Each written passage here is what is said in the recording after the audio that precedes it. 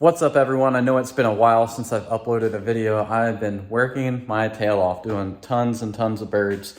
So what I've come across is people talking about skinning leg to leg on ducks and geese. So I know it's done on turkeys, come to find out, but a lot of people are stuck on their way of the belly incision with skinning waterfowl. And a lot of people are converting over to doing leg to leg. So I've done some research on videos on how to do this. And I really can't find any video of the actual instruction, like, hey, make your lines here, cut this way, so on and so forth. So that's what I'm gonna do. Unfortunately, my GoPro is dead. I'm not gonna wear a GoPro, but I'm gonna do short clips on what I'm doing, so that way you understand the process, and that way I kind of learn with you. I completely forgot what other point I was going to try to make, but I'm going to go ahead and shut up, and I'm going to show you what I've done so far. So if you haven't used Windex before to split feathers, I highly recommend it. So all you do is just spray just a tad on there and dap it down, and it gets those down feathers wet, and that way you can separate them a lot better. So what I did here was went ahead and started on the inside leg. I made my line, and what I plan on doing is going behind the anus and then coming back around and to the same part of the leg.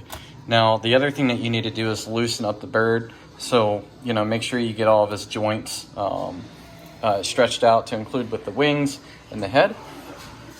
And I'm gonna go ahead and make my incision around here and then run my ring around both legs, so that way the skin will completely be detached from the legs. All right, so as you can see, I went ahead and made my incision all the way around to both legs, and then bring both legs as well. So now I'm gonna start actual skinning. I'm probably gonna start on this end and start peeling it back some. Go ahead and work the legs off, and then hopefully that will free up a little bit more space to get to the end of the tail. So that way we can cut out the little grease knobby things. So far what I've done here is I've skinned the top part, I've skinned both legs all the way down. It's really easy to strip those tendons off of the skin. So let's see if I can show you on this other side here. It's hard doing this one-handed. There it is. So this right here is the leg. So there's no tendons. This part right here is what rings around the knee. And then I went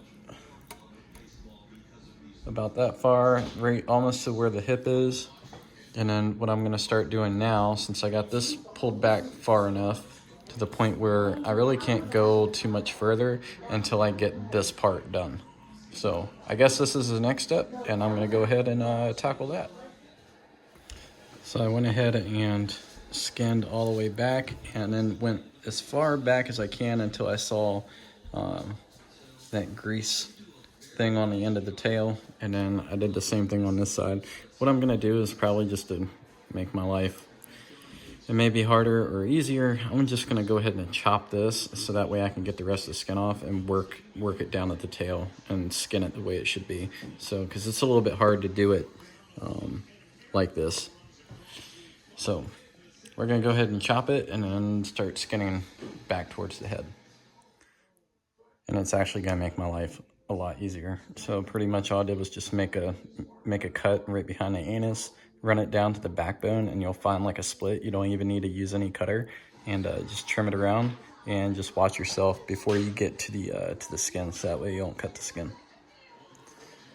All right, so this is the back.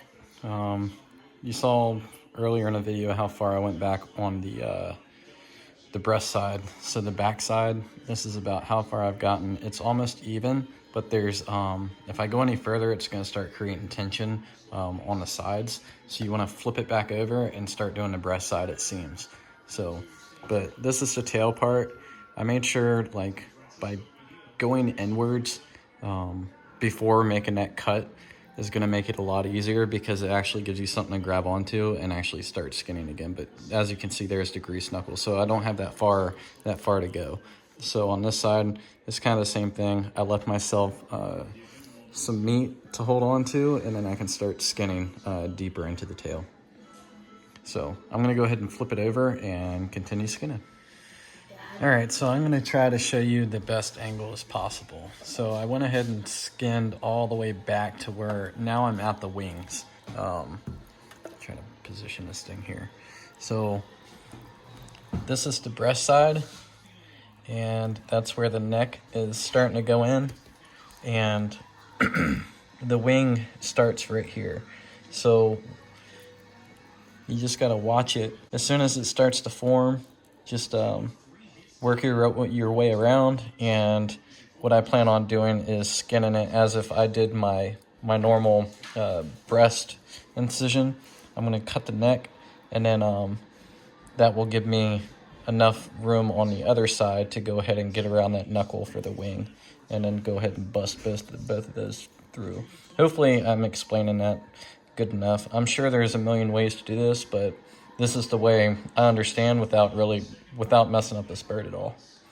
So I'm gonna go ahead and hit this next part, and then I'll explain it again. All right, so I went ahead and cut that neck, and as you know, the joint is right here.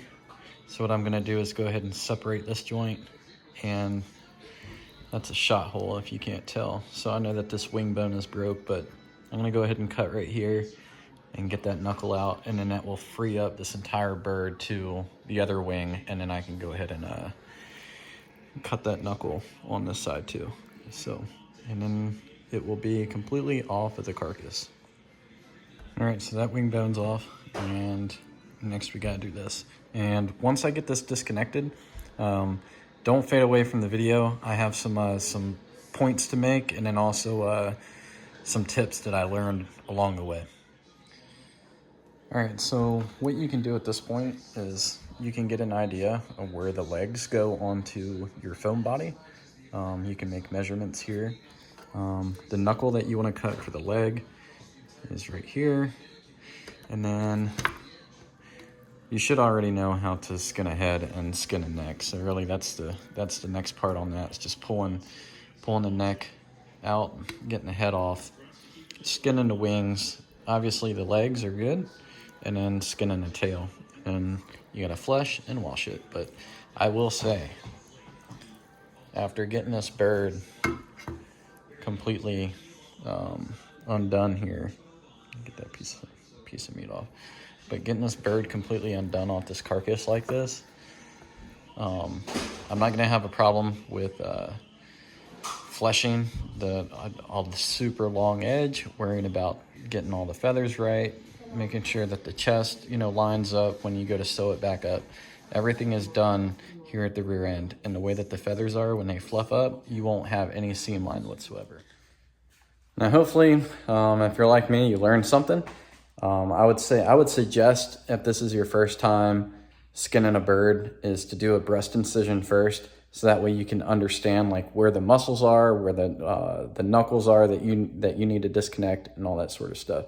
Now, I will say, going leg to leg, it takes, obviously it's my first time doing it. It took me a little bit longer than doing the breast incision, but I will say it will probably free up that equal time as a breast incision plus some. So because the legs are already gonna, it's gonna give me time to prep the legs, go ahead and get them injected, dried, painted, all set up, so that way when I go to put it back together, I can literally put the legs and the feet onto the foam body, and then turn around and put the skin back on.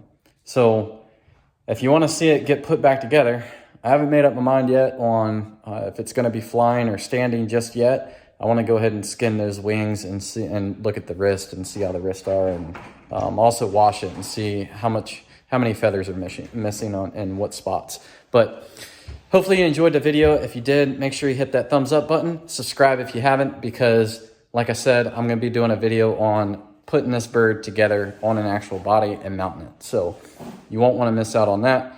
to see if this actually pays off or not. So, and see if you like the work. But until next time, I've been Chris. This has been Duckalope Outdoors, and y'all stay safe out there.